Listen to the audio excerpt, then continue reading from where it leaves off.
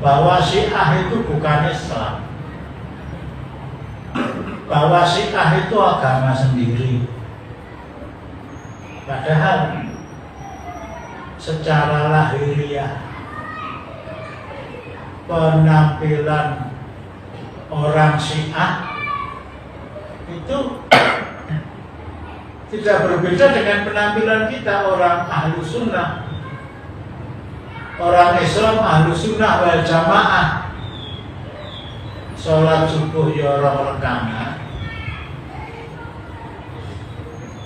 zuhur, asar, isya ya petang rakaat, maghrib ya telung rakaat, Jumat ya rong rakaat, Ramadan poso gak ngerti ya. Ada tamu pas kadang, assalamualaikum, waalaikumsalam, monggo. Secara lahiriah mereka tidak berbeda dengan orang-orang Islam Ahlu Sunnah wal Jamaah. Bahkan sekali lagi secara lahiriah penampilan mereka itu sering-sering lebih Islami. Batu ireng, jenggote dawa, rambutnya pakai jubah tur cingkrang, sini pakai di pundaknya pakai sorban apa hijau, burung ganti. Tapi sekali lagi, yang namanya Syiah itu lebih berbahaya, jauh lebih berbahaya dari komunisme, jauh lebih berbahaya daripada sosialisme, kapitalisme, dan isme-isme yang lain. Lebih berbahaya dari Ingkar Sunnah, lebih berbahaya dari Ahmadiyah, lebih berbahaya dari orang-orang Yahudi dan orang-orang Nasrani. Padahal kepada dua kelompok itu Allah Subhanahu wa Ta'ala di dalam surat Al-Baqarah ayat 120 mengingatkan, walan tardo anka yahudu walan nasoro hatta tattabi'a millatahum. Orang Yahudi dan orang Nasrani itu tidak akan pernah rela kepada kalian orang Islam. Orang Yahudi dan orang Nasrani itu, kalau boleh saya uraikan, tidak pernah nyenyak di dalam tidurnya,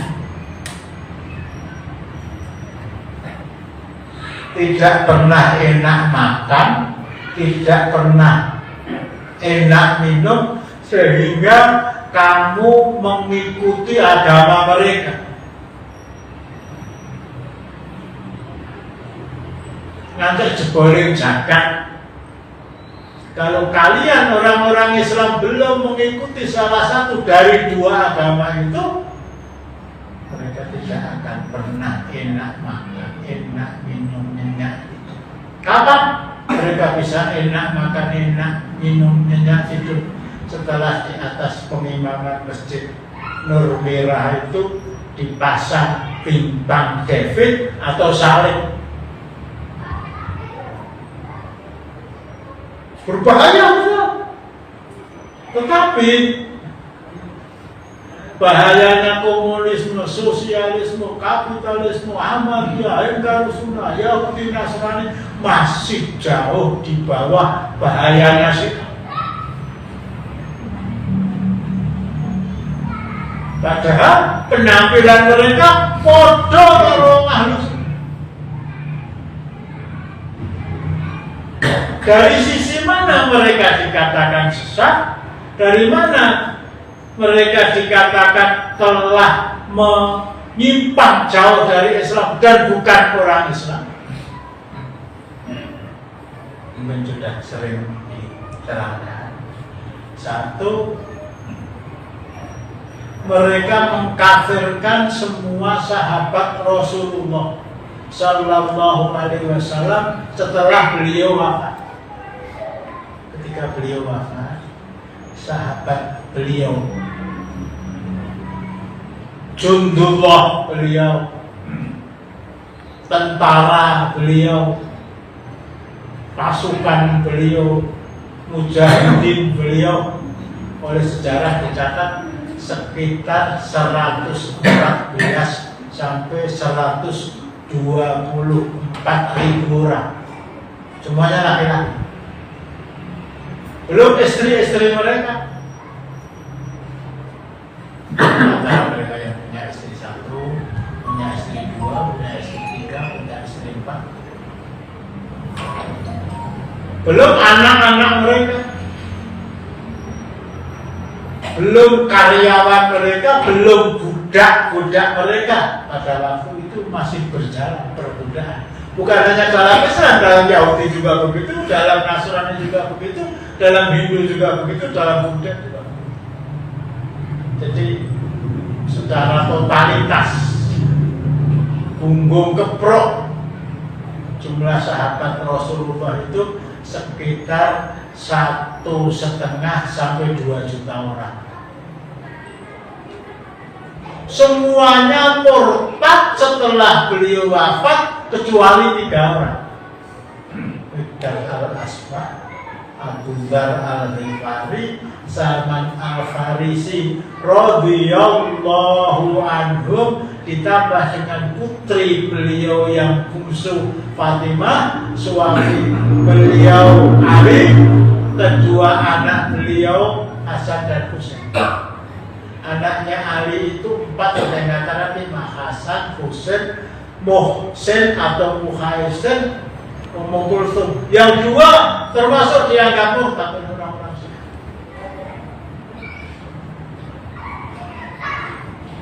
Jadi tipikal Muhammad Sallallahu Alaihi Wasallam di mata orang-orang Syiah itu sakit. Pengikut di atas 100 itu kabeh murtad, kecuali 3 orang tadi.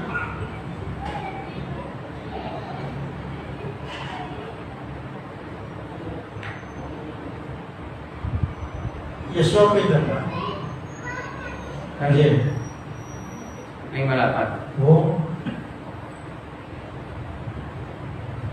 yang kepala 6 paling tidak, kepala 7 itu mereka mengenal yang namanya Bung Karno, proklamator kemerdekaan Indonesia. Meninggal tahun 1980-an, itu sudah 40 tahun yang lalu. Sampai sekarang pengikutnya masih ada nggak? Masih ada nggak? Sedikit apa banyak? Banyak apa banyak? Banyak, masuk.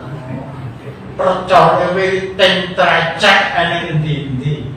Sing ngadeg, sing numpak jaran, sing nduwe kursi, sing masa Rasulullah Sallallahu Alaihi Wasallam kalah dengan Bung Karno? Nah, ini saya tanya.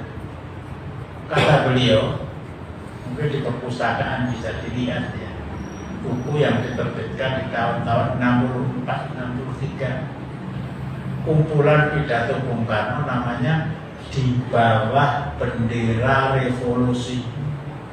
Banyak sekian, 2 jilid.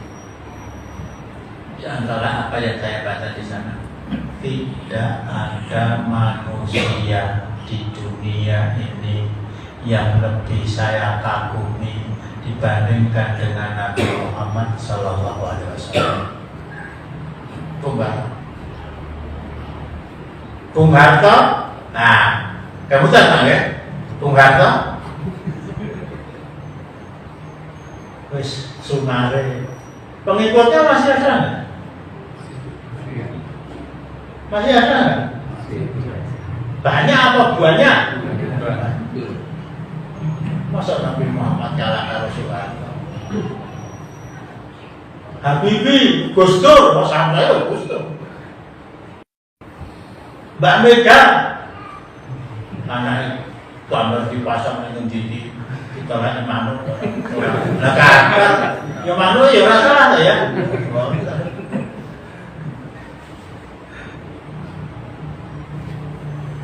Padahal sahabat Rasulullah Sallallahu Alaihi Wasallam itu adalah manusia paling mulia setelah para nabi dan para rasul.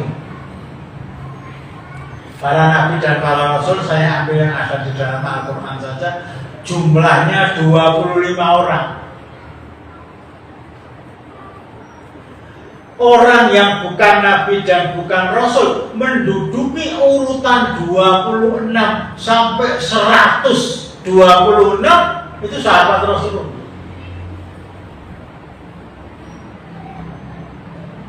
Sahabat Rasulullah Sallallahu Alaihi Wasallam lebih mulia daripada sahabatnya Nabi Nuh.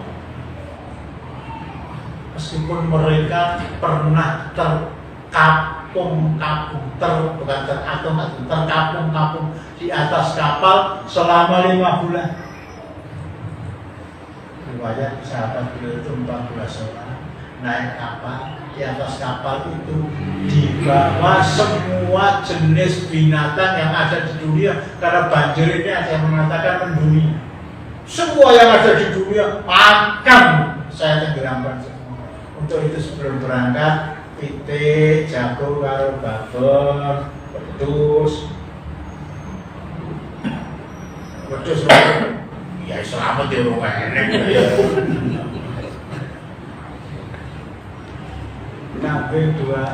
Kambing sejudu, biri-biri sejudu, macan sejudu, singo sejudu, kancil sejudu, luwak sejudu. Gak ada macan yang ngeret kambing, gak ada luwak yang ngeret kancil.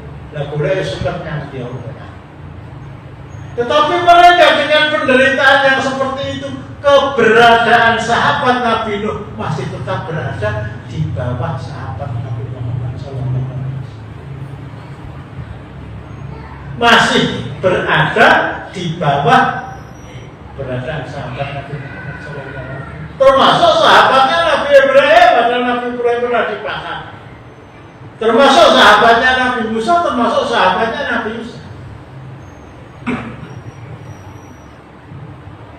Jadi orang nomor 26 setelah para nabi itu sahabat Muhammad Sallallahu Alaihi Wasallam. Dari 100.000 lebih yang adalah sahabat-sahabat Rasulullah.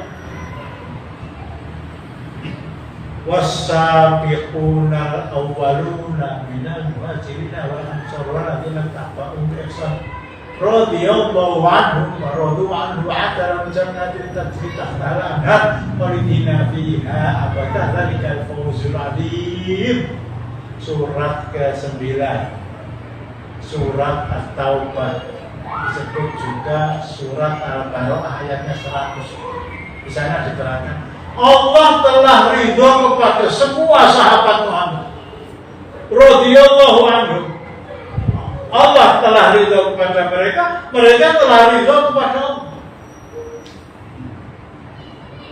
Manifestasi dari ridho Allah adalah surga. Semuanya diridho Allah, semuanya masuk surga. Ya tentu saja kalau saya boleh gambarkan dengan anak-anak sekolah. Sampai munggah ke kelas berapa? Kelas pinter? Hah? Kawan. Sampai munggah. Dengan yang ranking 1, yang ranking 2, yang ranking terakhir muridnya 35. Orangnya yang 36, 35. Sahabat Nabi itu semuanya masuk surga, semuanya diridhoi Allah. Tapi ada kelas-kelasnya. 10 orang yang pertama. 10 orang yang pertama. Yang menduduki kelas takwa yang paling tinggi. Saya sekedar mengingatkan bapak-bapak ibu-ibu sudah pernah mengingatkan dan pernah hafal sampai hari ini. Namanya Al-Asyra Al-Mubashsharun 10 orang sahabat Rasulullah yang satu demi satu namanya disebut kamu nanti masuk surga. Kalau yang 100.000 tadi tidak disebut, tapi yang 10 ini disebut kamu nanti masuk surga. Siapa mereka? Abu Bakar As-Siddiq bin Abi Quhafah, Umar bin Khattab, Utsman bin Affan, Ali bin Abi Thalib, Thalha bin Ubaidillah, Zubair bin Awam, Sa'ad bin Abi Waqqas, Sa'id bin Zaid, Abu Ubaidah bin Jarrah, Abdurrahman bin Auf radhiyallahu anhu. Itu semuanya oleh orang-orang Syiah dikatakan murtad. Bahkan kepada orang yang nomor 26 dan 27, tidak. Abu Bakar kan? Itu oleh orang-orang Syiah dikatakan sonamai Quraisy, berhalanya orang Quraisy, saela-ele wong sak jagat. Sejak dari Nabi Adam sampai Adam Malik mati. Yang betul Adam Malik? Enggak ingat? Enggak tahu? Pak Guru?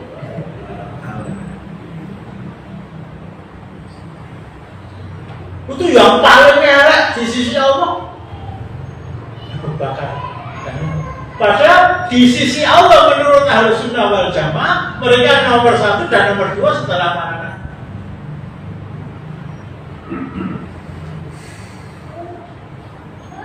Khusus untuk Umar ya. Khusus untuk Umar.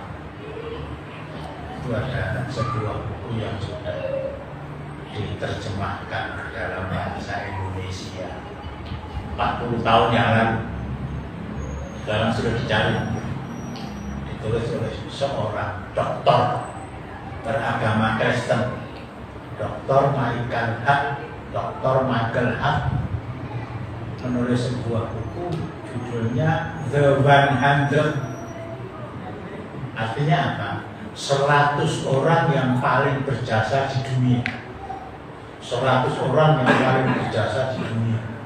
Terjemahkan dalam bahasa Indonesia oleh Ketua PBI yang pertama, Haji Mahfud Junaid. Siapa yang nomor 1? Yang nomor 1 Muhammad. Padahal dia orang Kristen. Nomor 2, penemu teori gratifikasi. Siapa? Do sekolah orang. Isaac Newton. Baru yang ketiga Yesus Kristus. Muhammad, Isaac Newton, Yesus Kristus. Maka ilmu diapalke benopo. Hanya dari 100 orang itu yang nomor 51 itu Umar bin Khattab. Umar bin Khattab. Jadi keberadaan pribadi dia sebagai kepala negara itu diakui secara internasional oleh seorang dokter berkebangsaan Inggris 40 tahun yang lalu. Misalnya yang namanya dokter itu mungkin cuma 1. Jadi tidak ada yang membantah.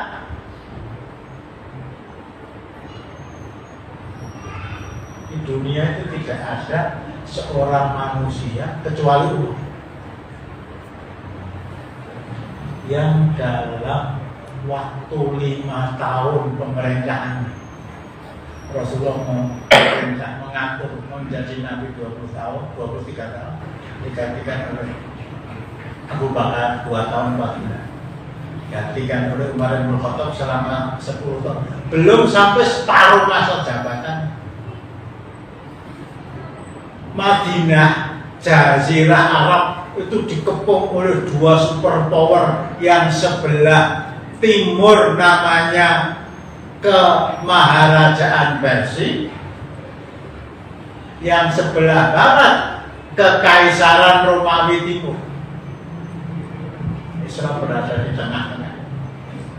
Dua superpower perang. Tinggal nanti kalau dibuka surat ke-30, itu namanya surat Ar-Rum, surat Romawi.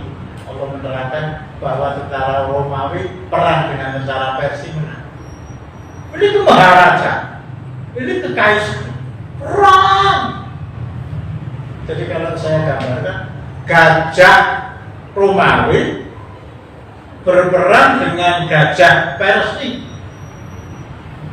Gajah berperang dengan gajah, terus ya? Banyak yang cepat. Apa? Pelanduk, gajah berperang dengan gajah, pelanduk mati di tengah.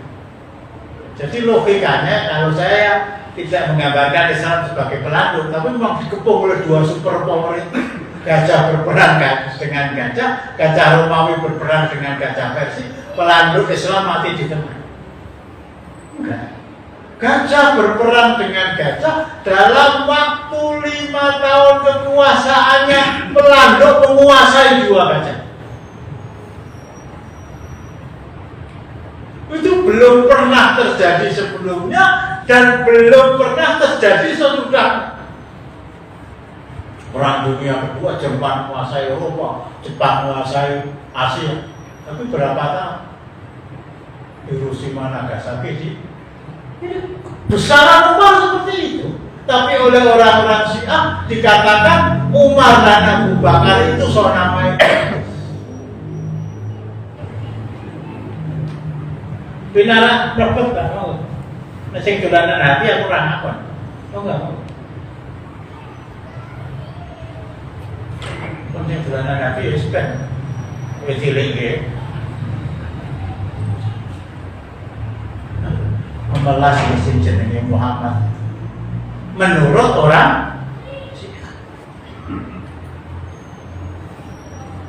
100.000 lebih semuanya murtad kecuali 3 orang.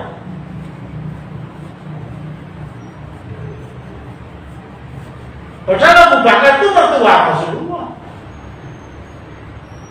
ikut murtad. Umar mertua Rasulullah, ikut murtad. Utsman bin Affan menantu Rasulullah, ikut murtad. Dan yang lebih ngeri, istri Rasulullah itu 11 orang. Dan ini keistimewaan yang diberikan oleh Allah kepada beliau.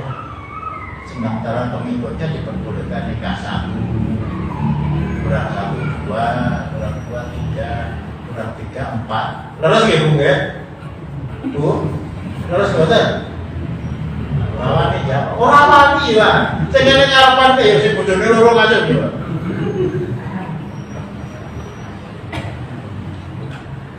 Istri Rasulullah yang jumlahnya 11 Khadijah binti Khuwailid, Saudah binti Zam'ah, Zainab binti Jahsh, Zainab binti Hudaim, Ummu Salamah, Ummu Habibah, Juwairiyah, Sofiyah binti Huyai bin Akhtab, Maimunah binti Harith, Almah, Zumiyah, 11 orang. Itu semuanya juga murtad. Walah Muhammad sakit. Versi orang istrinya semua murtad, sahabat-sahabatnya murtad.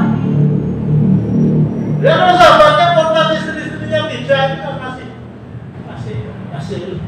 lupa ya. Enggak.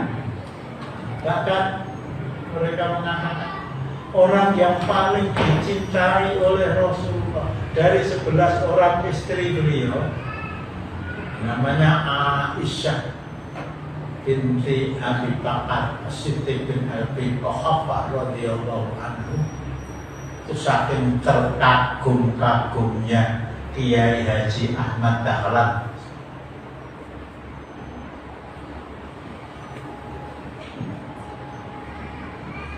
kepada Rasulullah dan istri-istri beliau. Beliau mendirikan organisasi tahun 1912 namanya Muhammadiyah.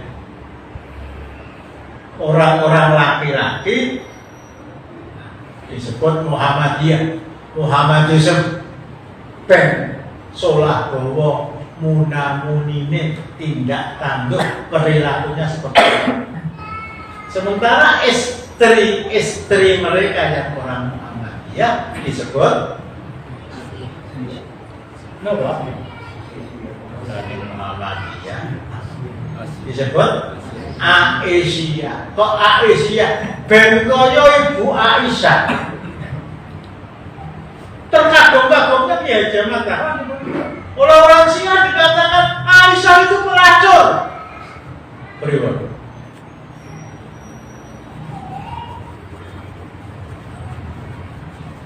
Kita Rasulullah katakan Aisyah kelebihan Aisyah dibandingkan dengan wanita yang lain termasuk ibu-ibu itu seperti Khalid dengan makanan yang lain. Khalid itu kalau boleh saya terangkan yang gampang aja ya, makanan yang terbuat dari gandum kelas 1. Nek cara berangku beras pulau jolit regane tegal diliwat pulut lawe ayam goreng. Enggak salah. Sementara wanita yang lain yang bukan Aisyah itu telowe buleng. Nah, sebuah bisa kecampuran itu kelebihan Aisyah dibandingkan dengan wanita.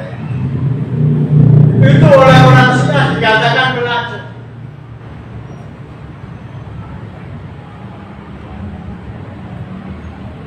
Mereka mengatakan para sahabat itu murtad, orang lego lahir kan. Apalagi istri Rasulullah dikatakan seperti itu. Itu kalau saya berislam itu kami asal-usul lalu pedang terhunus siap memenggal kepala mereka yang menjelek-jelekan sahabat dan menjelek-jelekan istri Rasulullah. Bahkan mereka mengatakan namanya Muhammad itu masuk surga. Ora takon. Semua orang meyakini bahwa Rasulullah itu masuk surga. Surga yang diberikan oleh Allah Subhanahu wa taala kepada Rasulullah itu Firdaus. Firdaus itu juga punya kelas. Tempatnya adalah Al-Firdausul A'la, Firdaus yang paling tinggi. Yang di atas Firdaus itu tidak ada benda lain kecuali arus Allah. Ini surga Rasulullah. Kata orang sekarang, Muhammad itu masuk surga, tetapi Muhammad itu masuk surga, tetapi astagfirullah. Aku dari maturak. Muhammad itu masuk surga, tetapi kemaluannya masuk neraka karena dia pernah berzina dengan pelacur yang namanya Aisyah. Dikapak dong semua ngomong yang tidak, malah guyu. Ini kesesatan sih. Ini bahayanya sih. Ini kekejaman sih, kekejian sih. Lebih berbahaya dari komunis, lebih berbahaya dari sosialis, lebih berbahaya dari Yahudi, dari Nasrani, dari Ikara Sunnah. Dari apa?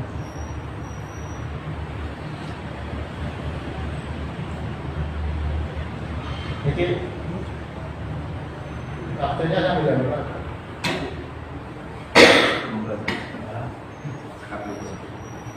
Zuhur. Ini masih separuh materinya, kalau enggak ya tak tekan gini ya. Hah? Ini jangan sampai.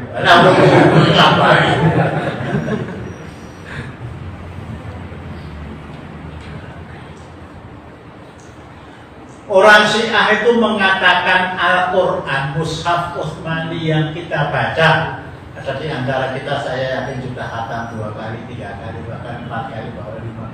Itu palsu. Itu palsu. Nah yang tidak palsu mana Quran kami.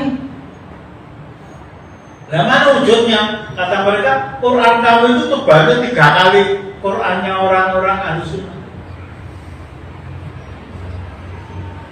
Itu Quran yang kata mereka ngapusi lagi ya. Rungokno ning aja dinter. Nek ora ngrungokke engko malah ngandel. Ketika Abu Bakar bersepakat dengan Umar bin Khattab, Rasulullah wafat, Abu Bakar yang akan menjadi Khalifatul Rasulullah, menjadi kepala negara. Mereka sepakat Al-Quran ini harus ditulis. Sebelumnya memang ditulis di pelepah-pelepah kurma, di kulit-kulit binatang, bahkan tercatat di dalam hati mereka masing-masing. Para sahabat itu mayoritas hafal Al-Quran. Jadi nggak ditulis nggak masalah. Tapi 10 tahun yang akan datang, bahkan 5 tahun, jumlah mereka itu tidak akan bertambah karena sahabat itu orang yang pernah bertemu dengan Rasulullah dan Rasulullah sudah wafat. Jumlah mereka pasti akan berkurang. Apalagi 20 tahun yang akan datang. Apakah anak-anak mereka juga sekualitas dengan bapaknya? Sementara Islam sudah tersiar ke Afrika, ke Mesir, ke Sudan, ke Tunisia, ke Libya, ke Aljazair, ke juara 4. Nanti juara 4 nanti Allah Musa aja telah nonton bal-balan mana?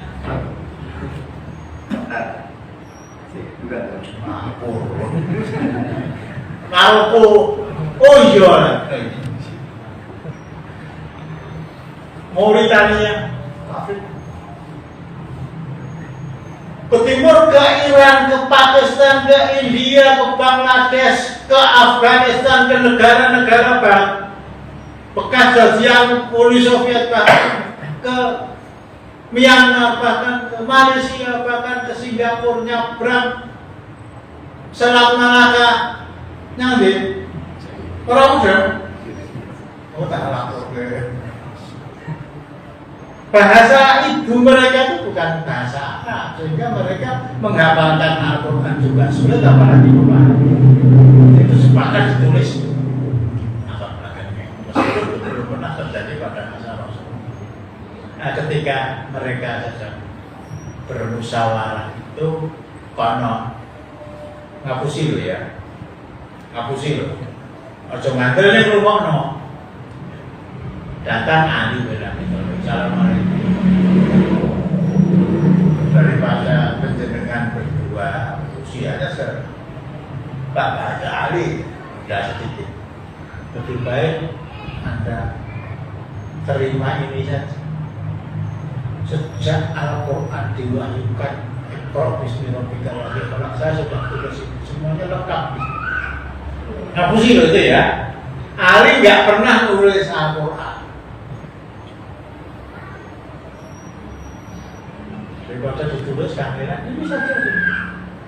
Tinggal dibawa ke percetakan kalau sekarang. Kata Umar bin Khattab, coba tak jelas Umar bin Khattab ya, manusia yang kepemimpinannya si akhir Dr. Michael nomor 51. Maksudnya bukan 51, nomor 1 Rasulullah, nomor 2 Abu Bakar, nomor 3 Umar, nomor 4 nomor 5. Itu tak jelas ya. Kata orang Singal ini, coba Quran capopo, tidak ada rasa. Dan Ali tidak punya Quran. Belum ngerokok, orang PTN. Artinya apa? Kalau Ali menurut orang Syiah meyakini yang benar adalah Quran saya dan Quran yang akan ditulis oleh Abu Bakar dan Umar dengan mengangkat seorang sahabat muda bernama Zaid bin Thabit, yang Quran itu sudah dihafalkan oleh para sahabat dan dibaca Abu Bakar ketika dia ngimami sholat. Kepemimpinan dalam Islam berbeda dengan kepemimpinan di luar Islam. seorang kepala negara di dalam Islam di sebuah negara yang ditegakkan di sana syariat Islam, itu seperti bahasanya Keraton Solo, nama mereka Sultan Abdurrahman Senopati Singwong. Oh, ngantuk Singwong. Senopati ing Alogo. Sayyidil Panatagomo Kalipatulah ing tanah Jawi. Itu gelar yang adalah disandang oleh para pemimpin Islam, termasuk Keraton Solo, termasuk Keraton Jogja. Mereka namanya Sultan Abdurrahman Senopati ing Alogo, Panglima Perang. Rasulullah haji 5 sekali, umroh 2 kali, mimpin perang ping 95.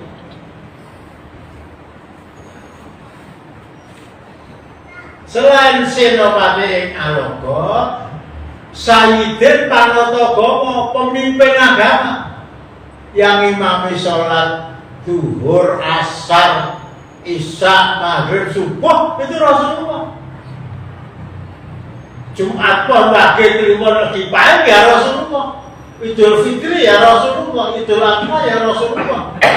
Nanti tanggal berapa ya? Hari Kamis sebelum Idul Fitri itu ada gerhana matahari, yang imam juga Rasul. Itu diwarisi oleh Abu Bakar. Panglima perang, pemimpin agama, imam sholat, khotib Jumat pon, Wage, Kliwon, Pahen, dan kepala pemerintahan. Dari sini Abu Bakar mengimami orang sholat membaca Al-Quran yang adalah mushaf yang ditulis oleh Zaid bin Thabit yang saya sebutkan. Kata Ali tentang orang Syiah, kata Ali dari orang Syiah. Jadi ini Ali topan lah ya. Oh, Ali itu. Kalau dia itu yakin bahwa Al-Quran yang dibaca Abu Bakar itu palsu, yang benar adalah Quran saya, maka dia tidak akan makmum di belakang Abu Bakar. Al-Qurannya palsu. Nyambung nggak? Nyambung nggak? Baik. Nggak akan makmum di belakang Abu Bakar. Adalah orang Syiah itu mau mengangkat harkat martabat Ali dengan logika mereka, tapi justru nyekekel Ali. Quran Mushaf Utsmani itu palsu, yang dibaca Abu Bakar itu Quran palsu, Ali makmum di belakang dia. Bukan hanya sehari 2 hari, bukan hanya sepekan 2 pekan, bukan hanya sebulan 2 bulan. Abu Bakar memimpin umat itu 2 tahun 4 bulan. Selama 2 tahun 4 bulan itu sampai hari orang sah.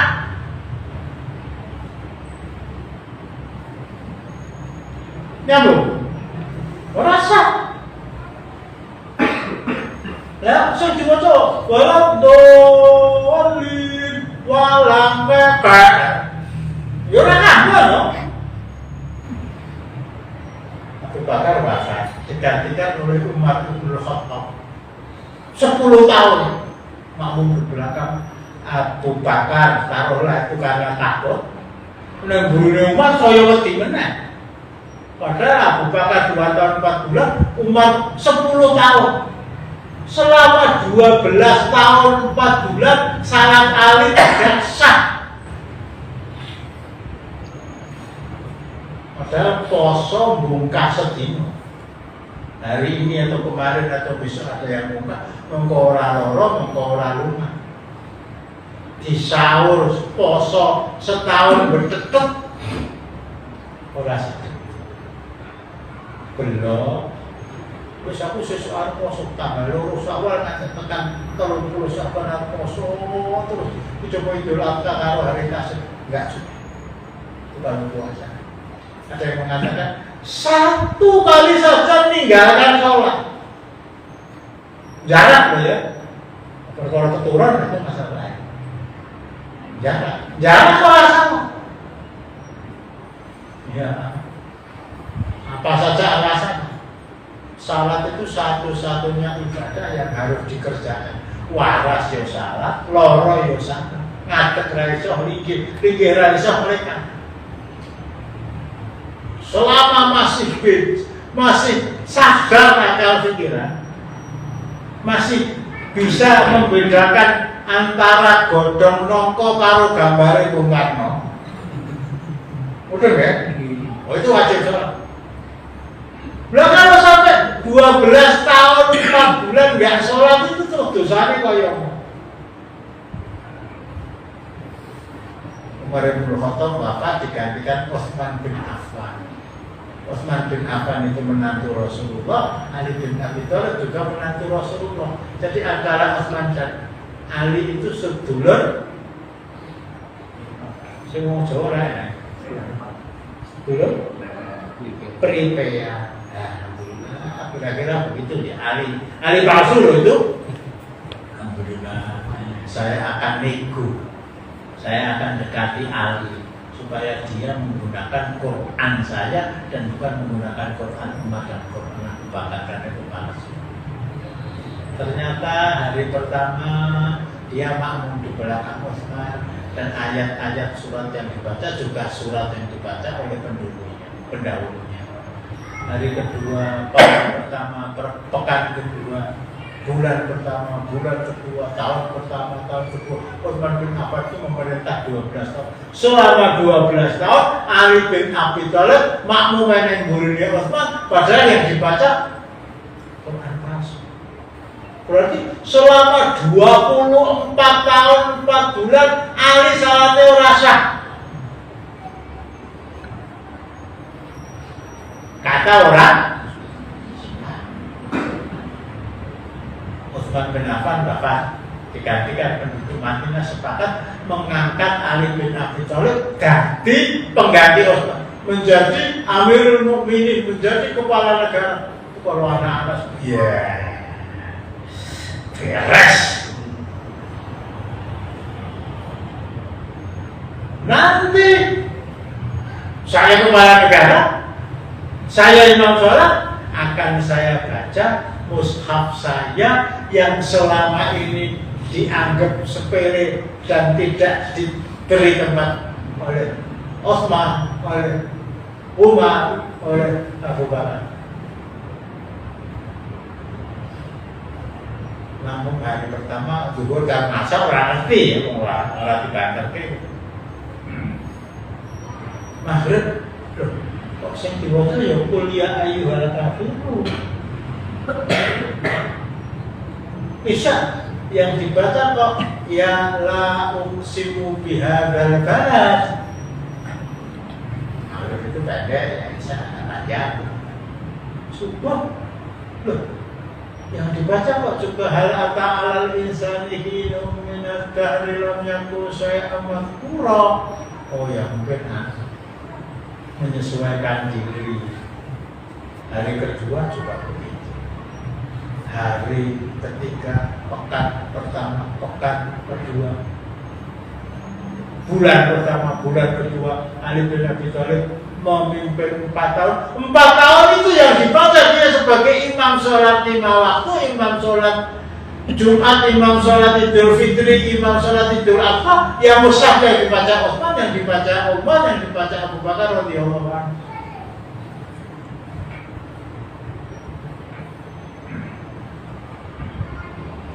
Saya harus berani mengatakan Ali bin Abi Thalib versi Syiah itu imam yang orang tegas,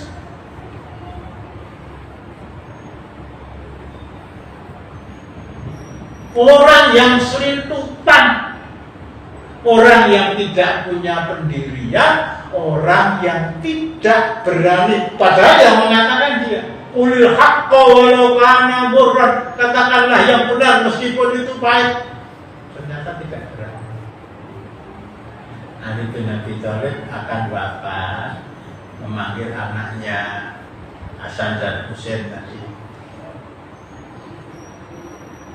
Nah, bapak baca wis ora suwe meneh iki warisan.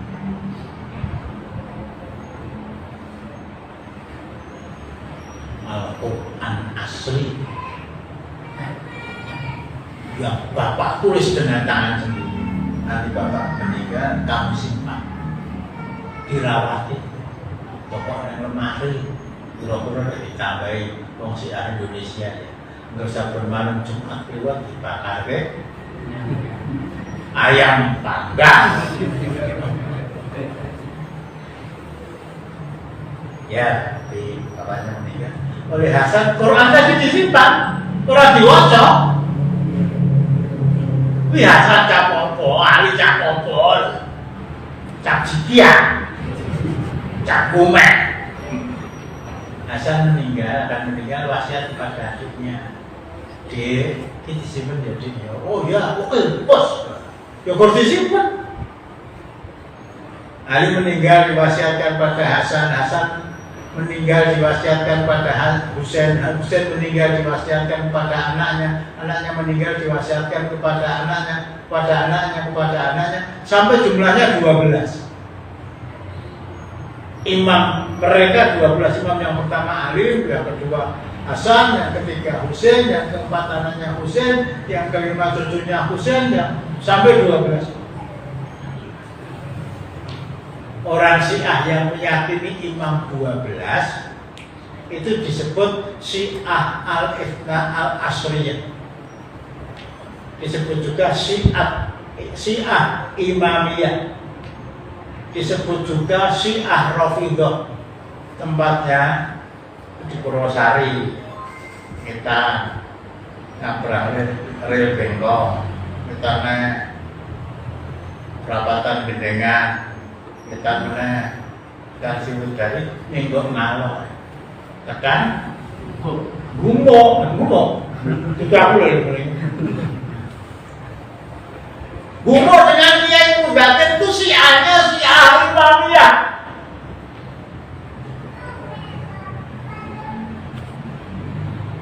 Menolak kepemimpinan Abu Bakar, menolak kepemimpinan Umar, menolak kepemimpinan Utsman.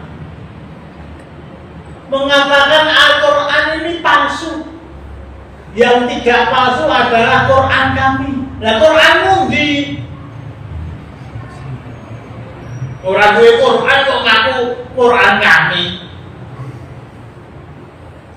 Tiga imam ke-12 itu namanya Muhammad bin Hasan Al-Mahdi Al-Muntadhar.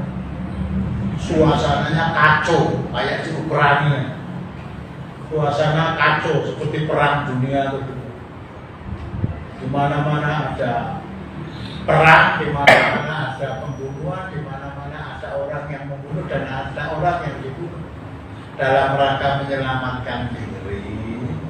Kata orang Syiah, perubahan ning aja. Imam tadi masuk ke dalam gua. Gua selarong apa gua keskendor. Gua keskendor itu gua topone siapa? Membawa mushaf mereka. Tahun 878 Masehi.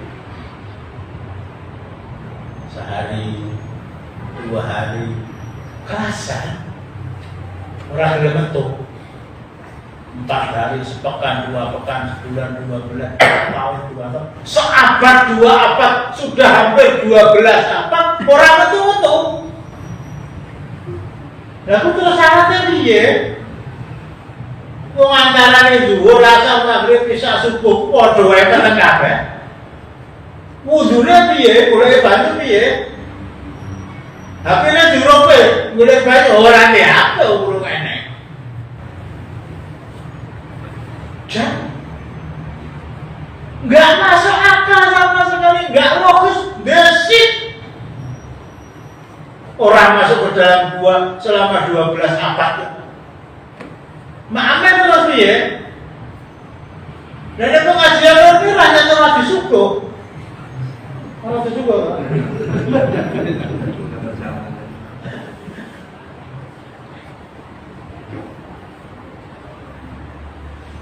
Kisah itu mereka buat. Kisah mereka itu mereka karena dalam rangka mengelabui umat. Kita punya Quran, terbanyak 3 kali dari Qurannya orang-orang Ahlus Sunnah. Sekarang dibawa oleh imam kita masuk ke dalam gua. Lah keluarnya kapan? Nanti kalau ada kekacauan di dunia, mereka akan keluar memimpin kita untuk memerangi orang-orang kafir, baik Yahudi, baik Nasrani, baik Ahlus Sunnah wal Jamaah, NU, Muhammadiyah, MTA, kapan kita berang? Kita menang. Lah metune kapan? Ya orang ketua merah lebu. Itu sekedar untuk mengelabui mereka. Sementara kita belum menerima kedatangan imam kita yang membawa mushaf, sementara kita belum mendapatkan mushaf, kita pergunakan mushafnya Ahlus Sunnah wal Jamaah.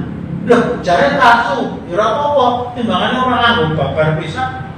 Oh, jadi bukan tidak ada rotan akar pun berguna, tetapi tidak ada madu, racun pun. Satu-satunya agama yang tidak mempunyai kitab suci itu Syiah. Alasan mereka kepada umatnya, kita tunggu Al-Quran kita dibawa keluar oleh imam kita. Betulnya kapan? Ya mereka sudah pulang, ya betul.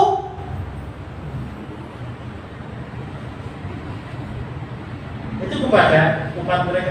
Kepada orang lain, mereka mengatakan Quran kami itu tidak berbeda dengan Quran Anda. Suatu ketika seorang doktor dari Jombang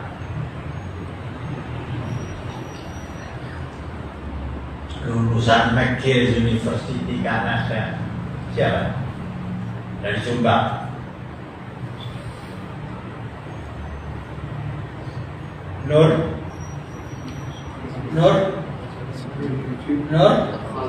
Khalis Aceh. Itu diundang oleh pemerintah Iran yang Syiah. Jadi Syiah Ithna Asyiyah, Syiah Imamiyah, Syiah Rafidhah pusatnya di Iran. Sampai sekarang nggak pernah selesai bentrokan dengan para demonstran karena ada seorang wanita dari warga mereka yang tidak mau pakai kudu. Jarang masih bunuh. Sudah lebih dari 1 tahun. Demonstrasi mana ditangkapnya orang yang telah membunuh wanita yang tidak bersalah hanya karena waktu. Nur Khalis Majid itu diundang ke sana. Nur Khalis Majid bukan hanya Islam liberal ya, Islam very liberal. Pemikirannya sudah kacau. Undang ke Irak, tiket pesawat PP gratis, fasilitas penginapan dan seterusnya diajak ke masjid, disuruh lihat, silakan Cak Nur lihat Quran kami, di mana letak perbedaannya dengan Quran Anda. Bodoh. Nah, memang mushaf mereka adalah Qurannya Ahlus Sunnah, sementara imam mereka yang di dalam gua keluar dari gua membawa Quran. Keluarnya kapan? Mlebu sik. Dan mlebune kapan? Padahal besok sudah libur, Pak.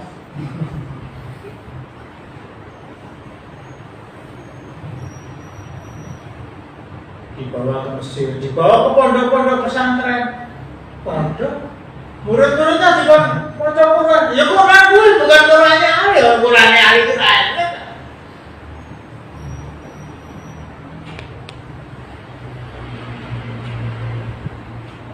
Dibawa ke kampus-kampus sama. Pulang namanya Nur Khalis Majid. Syiah itu sama dengan kita, Syiah itu tidak berbeda. Saya melihat dengan mata kepala saya sendiri, Quran di Iran itu sama dengan Quran kita. Tapi tidak tahu ngaji, Cak. Kamu dikempongi, dibohongi, dikempong peroti sama orang-orang Syiah. Padahal kamu itu profesor doktor kok yang ngandel tonca aja. Itu Nur Khalis Masjid. Usaha mereka orang-orang Syiah tidak berhenti sampai di sana. Berusaha untuk mencari tokoh-tokoh Islam di setiap negara mayoritas Muslim untuk diundang ke sana. Masih fasilitas tiket PP, hotel disediakan, bintang 5, dibawa ke pondok-pondok pesantren, ke masjid-masjid kan. Akhirnya terbukti bahwa Quran mereka sama dengan Quran saya kata dia. Tapi ada fasilitas istimewa yang tidak dimiliki oleh orang yang pergi ke luar negeri kecuali Irak. Apa itu? Dinikahkan mut'ah. Mudah nikah mut'ah.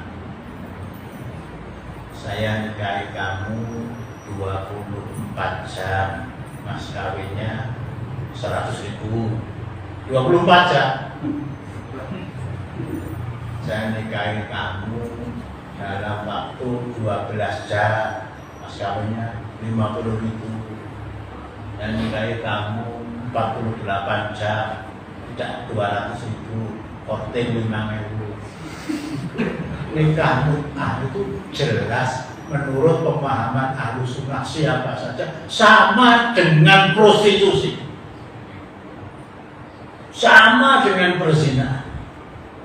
Di kalangan orang Syiah, orang belum sempurna imannya kalau tidak nikah mut'ah.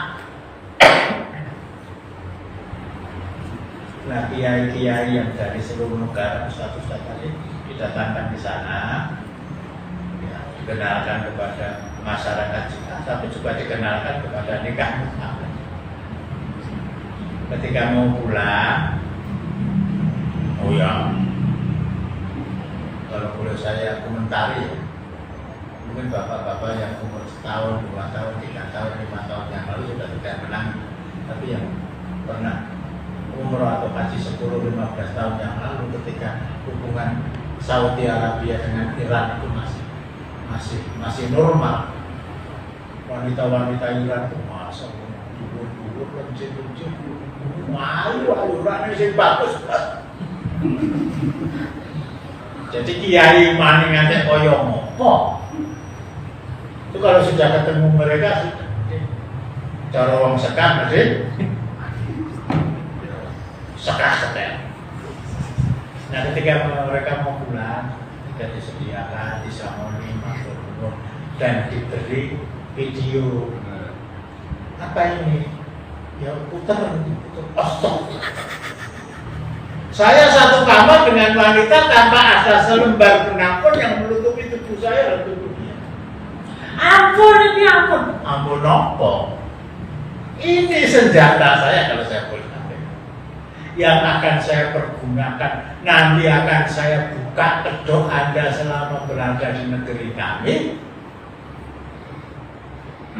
Kepada istri kamu, kepada anak kamu, kepada tetangga kamu, kepada kalau kamu macam-macam dengan Syiah, kalau kamu ngomong tentang Syiah secara hukum, ini akan saya buka. Baik, nasib telah menjadi dari sana. Kalau orang berbicara tentang Ahmadiyah, berbicara tentang ingkar sunnah, berbicara tentang bid'ah, berbicara tentang kemusyrikan, berbicara tentang bahaya Yahudi Nasrani, tapi berbicara tentang Syiah tidak ada. Saya tidak menuduh, jangan-jangan mereka yang mempunyai potensi untuk menerangkan Syiah itu sudah dinikahkan secara 12 jam saya ketemu, 100 jam 1.000, 1 jam, 40 jam 1 jam itu 40 jam 165.000, korting 5. Ini lebih berbahaya.